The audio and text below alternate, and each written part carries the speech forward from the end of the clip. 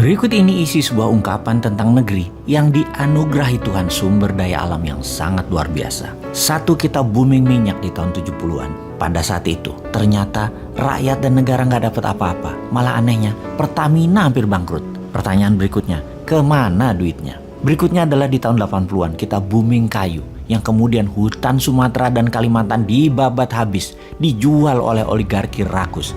Rakyat dan negara juga nggak dapat apa-apa. Pertanyaan berikutnya, pada kemana sesungguhnya duitnya? Yang ada hanya lingkungan hancur. Dan kalau hujan sedikit aja, langsung banjir, tanah longsor. Berikutnya adalah di tahun 2000-an. Kita booming lagi, mineral, batu bara, dan lain sebagainya. Negara dan rakyat juga nggak dapat duit apa-apa. Kecuali lingkungan jadi hancur di semua daerah, dan yang lebih nggak masuk akal lagi, 95% eksportirnya tidak punya NPWP alias tidak bayar pajak. Sungguh, sebetulnya Tuhan itu sudah kasih kita beberapa kali kesempatan atau rezeki besar, tapi kita nggak becus mengelolanya. Hanya segelintir manusia yang dekat dengan kekuasaan serta penguasa saja yang mendapat manfaatnya. Fakta data yang lain lagi kita jelaskan. Dari tahun 2000 hingga sekarang tahun 2022, GDP per kapita naik 250%, yaitu kontribusi zaman Pak SBY itu naiknya 215%. Dia beruntung karena harga komoditi naik pada saat itu. Sebelum zaman Pak SBY adalah zaman Ibu Mega, naik 25%-an. Dan zaman sekarang dalam 7 tahun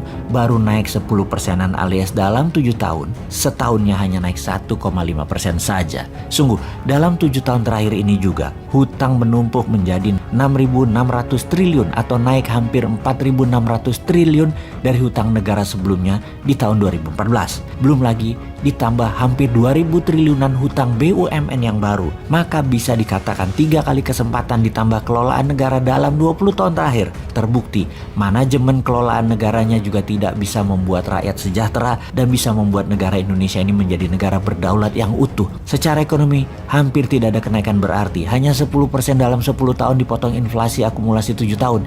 Ya minus lah negara Indonesia ini. Semua ini karena apa? Karena sistem bernegaranya kah? Karena sistem politiknya kah? Atau individu pemimpinnya? Atau orang-orang di sekelilingnya yang tidak mampu? Banyak memang sudah dilakukan, infrastruktur benar dibangun. Namun BUMN yang membangun kok bangkrut? Sesungguhnya rakyat jadi dapat apa? Sama dengan 3 peristiwa besar yang telah berlalu. Boom minyak, boom kayu, boom tambang. Zong semua buat rakyatnya. Oke, kita bahas manajemen bernegara sekarang.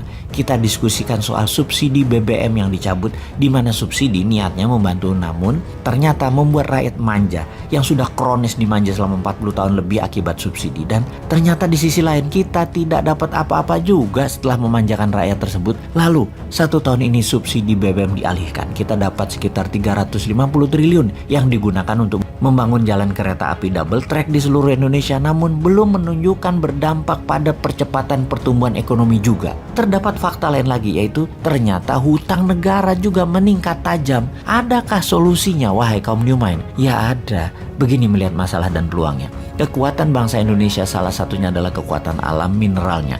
Baik yang ada di atas permukaan tanah yang kategorinya food atau rempah atau spice, juga yang ada di dalam tanah yang disebut mineral. Oleh karena itu kaum New Mind mempunyai roadmap. Di awalnya berupa inisiatif. Namanya Spice and Metal Roads Inisiatif. Spice Road akan membuat Indonesia menjadi food country pengendali pangan dunia, dan Mineral Road akan membuat Indonesia menjadi pengendali mineral. Jadi 99,9% fine metal atas seluruh mineral yang ada di tabel periodik dalam kategori noble metal, PGM atau precious group metal, dan juga metal tanah jarang. Spice Road ada lahan di permukaan tanah dan ada yang di laut. Kita bicara laut dulu. Kita akan berantas illegal fishing. Kapal-kapal nelayan asing terutama Tiongkok akan ditenggelamkan dengan cara keras. Seperti zaman Bu Susi dulu yang ternyata membuat gak nyaman banyak pejabat pro Tiongkok. Dan Bu Susi keluar dari kabinet karena mengganggu income pejabat pro Tiongkok. Kita akan hajar lebih sadis dari Bu Susi ke depannya. Kalau perlu Bu Susi lagi pelaksanaannya dan ditambah power lebih besar lagi dia. Apa yang terjadi kemudian?